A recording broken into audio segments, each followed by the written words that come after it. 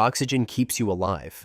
Every breath you take pulls it into your lungs, and your cells burn it to generate the energy that runs your heart, your brain, your muscles. Oxygen, in the human mind, is synonymous with survival. That assumption is 2.5 billion years old, and it is wrong. For most of Earth's history, free oxygen was a corrosive, reactive poison that tore living cells apart at the molecular level. When it first accumulated in the atmosphere, it triggered the most severe mass extinction this planet has ever recorded, and then buried the survivors under a frozen ocean for up to 300 million years. That is the story of the Great Oxidation Event, how a metabolic waste product remade an entire world, killed almost everything in it, and accidentally created the conditions for every complex life form that followed.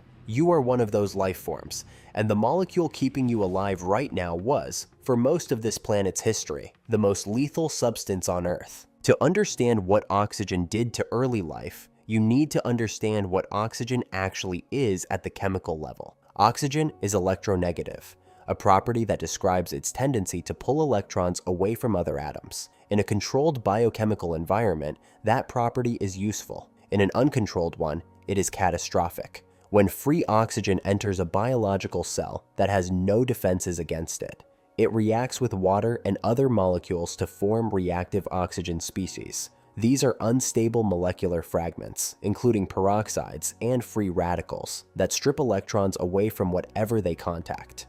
They shred cell membranes. They deform proteins, folding them into useless shapes. They break apart the strands of DNA that carry the instructions for replication and survival. The cell has no mechanism to resist this. It simply disintegrates. Modern aerobic organisms, every animal, plant, and fungus alive today, carry a suite of evolved defenses against ROS. Enzymes like catalase convert hydrogen peroxide into harmless water before it causes damage. Antioxidant molecules intercept free radicals. These defenses are so embedded in our biology that we rarely think about them, but they had to be invented. The microbes that ruled Earth for over 2 billion years before the GOE had none of them. When oxygen arrived, they had no answer for it. The damage was not slow. ROS reactions occur on timescales far faster than a cell's ability to replicate or adapt. A membrane compromised by lipid oxidation cannot maintain the concentration gradients that keep the cell's interior chemistry functional. A protein twisted out of shape by oxidative damage stops catalyzing the reactions that keep the cell fed. DNA strand breaks accumulate faster than repair mechanisms, which themselves depend on functional proteins, can address them. The cell loses the ability to sustain its own chemistry, and it stops. This is why the Great Oxidation Event was a catastrophe. Not because of an asteroid, not because of a supervolcano, but because a gas that modern biology finds essential was, to the organisms that preceded us, chemically indistinguishable from a slow-acting cellular poison. One produced not by a single catastrophic event, but by the quiet, continuous metabolism of organisms that had no idea what they were doing to the world around them. The Earth of 3 billion years ago would be unrecognizable. Start with the sky. The Archean atmosphere contained no free oxygen, and therefore no ozone layer to filter ultraviolet radiation. It was thick with nitrogen, carbon dioxide, water vapor, and most significantly, methane. That methane haze would have given the sky an orange or reddish color, something closer to the atmosphere of Saturn's moon Titan than anything a modern human would call air.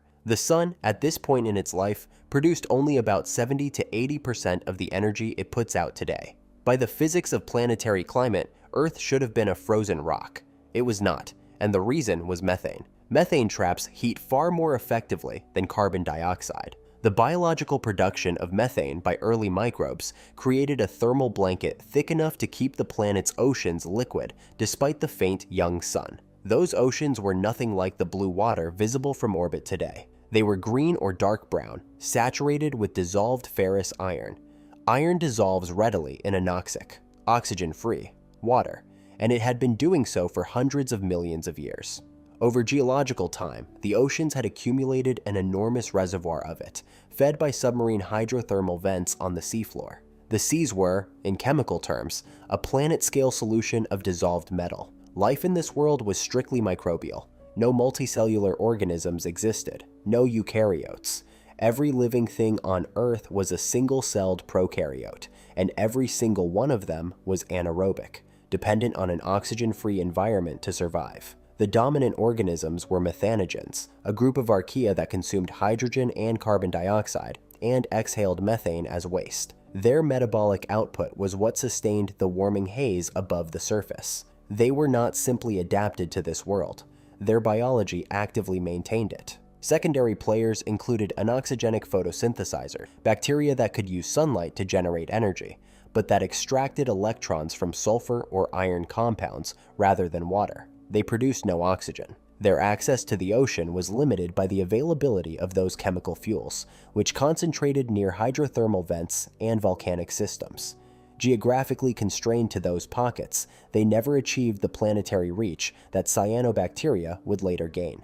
The open ocean, with its vast iron-rich waters and no photosynthetic competitor capable of exploiting it, belonged largely to the methanogens. The Archean was a closed, self-reinforcing biological system, stable across hundreds of millions of years, and the methanogens were its engine. Cyanobacteria did not set out to end the world. They evolved a more efficient and scalable way to eat. Before cyanobacteria, photosynthesis already existed. Certain bacteria could use sunlight to generate energy, but they required specific electron donors, compounds like hydrogen sulfide, which is produced near volcanic vents and is geographically limited. The global ocean was largely off-limits to these early photosynthesizers because their fuel was rare. Cyanobacteria solved that problem. They evolved a molecular complex, photosystem II, capable of splitting ordinary water molecules using sunlight. Water provided the electrons they needed for photosynthesis. The carbon dioxide in the atmosphere provided the carbon they used to build sugars. The process worked, and the byproduct was oxygen gas, vented directly into the surrounding water as metabolic waste. The consequence was enormous. Water covers most of the planet. By switching from scarce volcanic compounds to water as their electron source, cyanobacteria gained access to the entire ocean. They spread across the global seas in vast colonies, building layered structures called stromatolites, sheets of sediment and microbial mat that accumulated into distinctive domed formations. Stromatolite fossils from this period survive in rock records across multiple continents. Living stromatolites still exist today in Shark Bay, Western Australia, growing in the same basic layered pattern their ancestors used over 2 billion years ago, preserved there by the hypersaline conditions that keep the bay hostile to most competing organisms. There is a timing problem that geologists spent decades working to resolve. Cyanobacteria most likely evolved hundreds of millions of years before the Great Oxidation Event. If they were producing oxygen continuously across that entire interval, why didn't the atmosphere shift immediately? The answer is that the planet had a buffer, and for an almost incomprehensible length of time, that buffer held. The ocean's dissolved iron was the buffer. When cyanobacteria released oxygen into the water, the gas did not reach the atmosphere. It reacted immediately with ferrous iron dissolved around it. The chemistry is straightforward. Dissolved iron oxidizes on contact with oxygen, producing insoluble iron oxides, rust, that precipitate out of the water and sink to the seafloor as solid sediment. This process consumed oxygen as fast as cyanobacteria produced it. The ocean was a chemical sponge, and for hundreds of millions of years, the sponge held. Oxygen was generated, iron absorbed it, rust settled to the bottom, and the atmosphere remained untouched. The physical record of this process is some of the most visually striking geology on Earth. Banded iron formations, BIFs, are sedimentary rocks laid down in alternating layers of iron-rich minerals like hematite and magnetite, separated by bands of silica. The iron layers are the precipitated rust. The silica layers reflect periods of lower biological activity, or lower iron input, from hydrothermal vents. The banding itself records fluctuations, seasonal blooms of cyanobacteria, pulses of vent activity, variations in the rate of iron delivery across hundreds of millions of years. Red, black, and silver bands stacked in sequences that chronicle the Archean Ocean's slow chemical transformation. The vast majority of iron ore mined commercially today comes from these formations. When engineers specify structural steel for a bridge or a building, the iron in that steel passed through this process, oxidized by microbial oxygen, sunk to an Archean seafloor, and compressed into rock over billions of years before being extracted and smelted into something modern civilization runs on. The sponge had limits. The hydrothermal vents feeding dissolved iron into the ocean were finite sources. As more iron precipitated, the reservoir shrank. The cyanobacteria kept producing oxygen. Around 2.4 billion years ago, geologists can locate this moment with precision. The dissolved iron in the oceans was exhausted. The buffer was gone. Before 2.4 billion years ago, ultraviolet radiation from the sun penetrated the atmosphere all the way to the lower air, where it reacted with volcanic sulfur dioxide.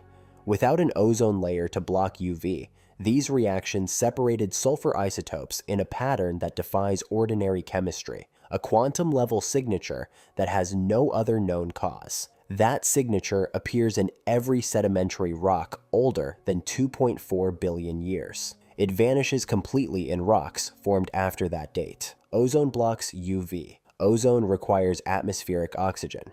The disappearance of the SMYF signature marks the moment oxygen entered the atmosphere and an ozone layer formed above it. Beyond the SMIF signature, 3 other independent geological lines confirm the atmospheric shift, and each one closes a different avenue of doubt. Ancient soils, paleosols, formed before 2.4 billion years ago, show iron leached out by rainwater, a signature of anoxic conditions. After that date, paleosols show iron oxidized in place by atmospheric oxygen. Red beds, vast deposits of oxidized red sandstone and shale, appear in rock records worldwide at exactly the same boundary. Finally, detrital minerals like uraninite and pyrite, which are chemically unstable in the presence of oxygen, occur as water-worn pebbles in river sediments older than 2.4 billion years, and then abruptly disappear, dissolved away in a world where the air had changed. With the iron exhausted and the geological sinks full, the oxygen had nowhere to go but up. What followed was a mass extinction unlike any other in Earth's history, and it left almost no trace in the fossil record. The extinction is called invisible because we cannot count the casualties directly.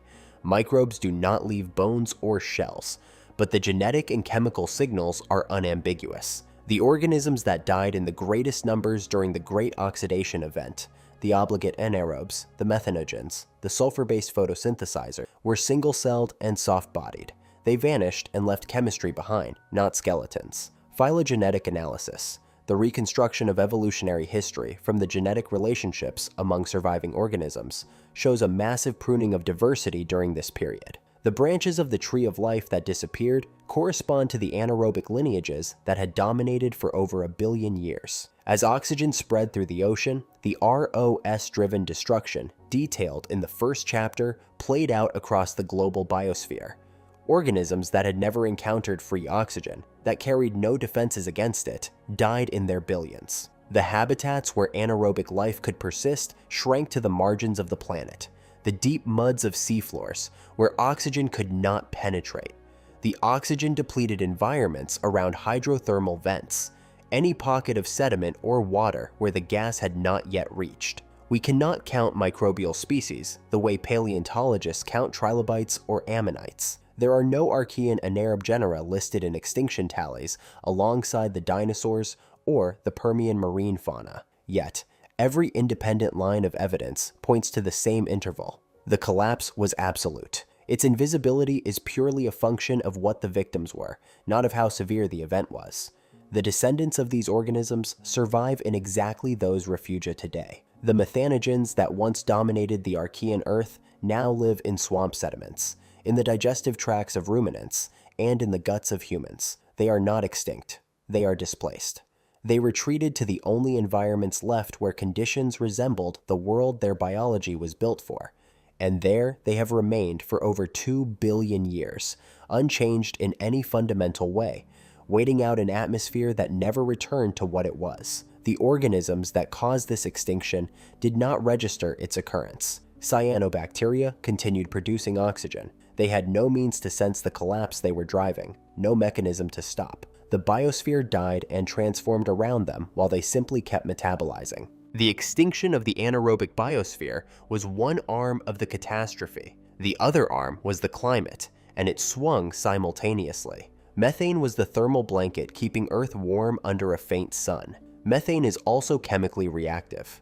When atmospheric oxygen reached sufficient concentrations, it began reacting with methane directly. The chemistry produces carbon dioxide and water vapor. Carbon dioxide is a greenhouse gas, but it is significantly weaker than methane, far less effective at trapping heat. The conversion of the atmospheric methane reservoir into carbon dioxide removed most of the planet's warming capacity in one extended chemical event. With the methane gone and the sun still underperforming, global temperatures dropped.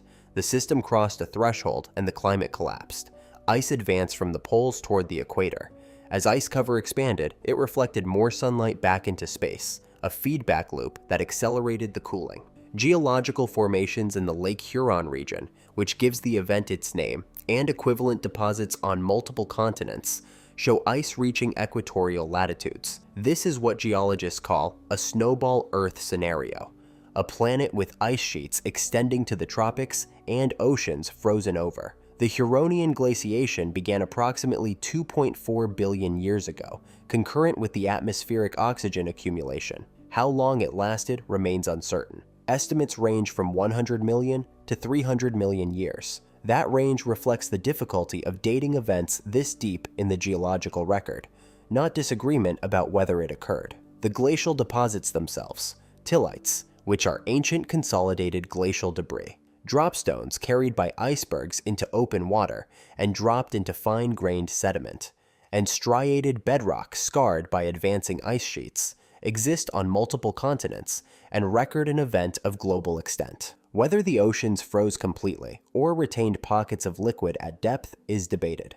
The survival of photosynthetic organisms through the glaciation argues for at least some access to both liquid water and light, since a uniformly frozen ocean with opaque ice cover would have extinguished cyanobacteria entirely, which the subsequent geological record shows did not happen. Life somehow persisted. Cyanobacteria require liquid water and sunlight. Photosynthesis stops under thick ice. The most likely refugia were geothermal environments, areas where heat from the Earth's interior kept water liquid despite the surface conditions. Hydrothermal vents on the seafloor continued to function regardless of surface temperatures. Thin fractures in sea ice may have allowed enough light penetration for photosynthesis to continue at minimal levels. In these scattered, marginal environments, the microbial survivors of the first catastrophe endured a second one, compressed into the most extreme habitability bottleneck in the planet's history. The survivors that emerged from the Huronian glaciation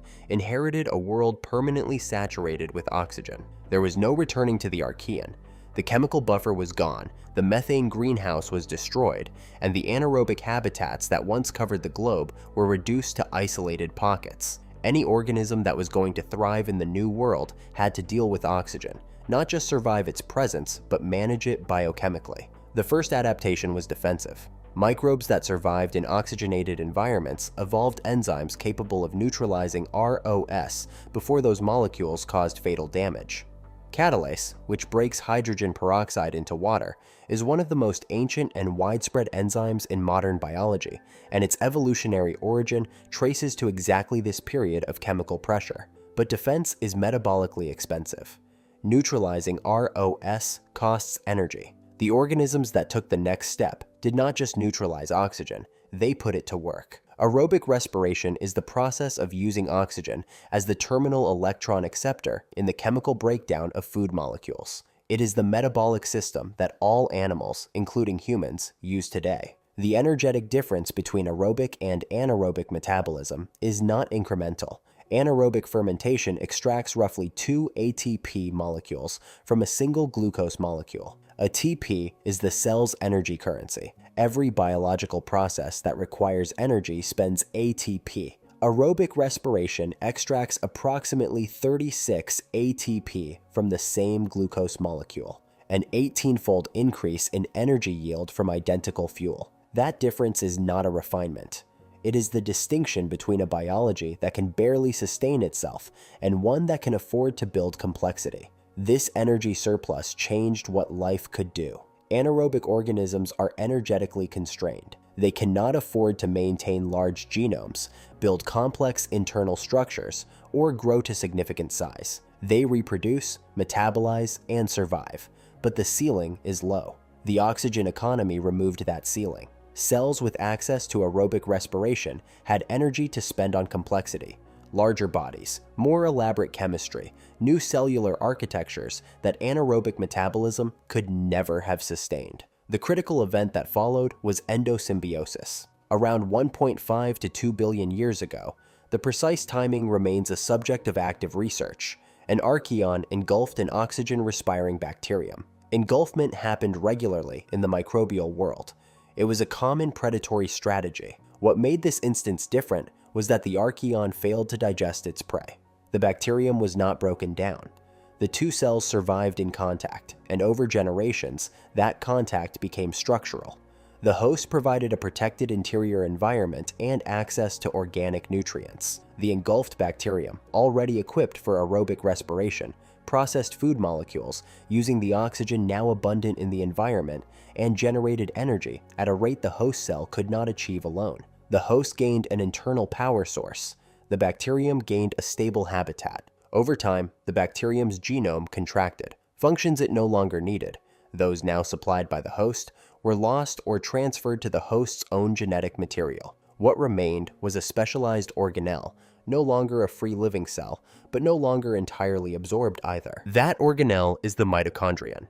Every eukaryotic cell, every cell with a nucleus, in every plant, every fungus, every animal, contains mitochondria. The human body contains approximately 37 trillion cells, and nearly all of them carry mitochondria descended from that single engulfment event. The powerhouse that drives human muscle contraction, brain function, and every other energy-intensive biological process is a bacterium that survived the Great Oxidation Event, adapted to the oxygen that nearly killed its ancestors, and eventually fused with a host cell to produce the foundational architecture of complex life. Without the GOE, none of this follows. Without the oxygen catastrophe, the energetic ceiling that kept life single-celled and anaerobic stays intact. The evolutionary pressure that forced defensive adaptation and then metabolic innovation does not materialize. The endosymbiosis that produced the mitochondrion has no preconditions. Life remains what it was in the Archean, microscopic, slow, and metabolically constrained, across an indefinite geological future. The cyanobacteria that started this sequence were simply eating. They split water molecules because water was abundant and sunlight was available and the chemistry worked. The oxygen they produced was waste, no different, in biological terms, from the carbon dioxide you exhale. The methanogens had no evolutionary preparation for what was coming. The survivors adapted without awareness of what they were adapting to. Endosymbiosis was a failed digestion event that happened to produce the most consequential biological partnership in the history of the planet. The Great Oxidation Event sits 2.4 billion years in the past, recorded not in bones or shells, but in stripes of rust-colored rock, in the quantum-level signatures of ancient atmospheric chemistry, in the genetic architecture of every living thing complex enough to be visible to the naked eye. It was an accidental pollution crisis driven by organisms too simple to have intentions, that killed the world that existed, froze the wreckage for up to 300 million years, and built the foundation for everything that came after, including the organisms now capable of looking back and reading what happened in the rock.